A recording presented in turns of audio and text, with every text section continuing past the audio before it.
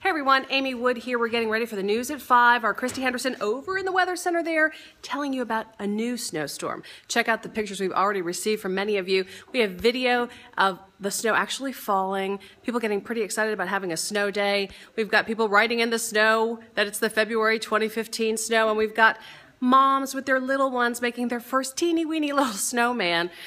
We of course appreciate all of your pictures, your information, keep us posted. It's going to get a lot more serious as we head into this next 24-hour period. Christy Henderson again, our 7 on your side 24/7 coverage is coming up with your 24/7 weather, your forecast right here at 5.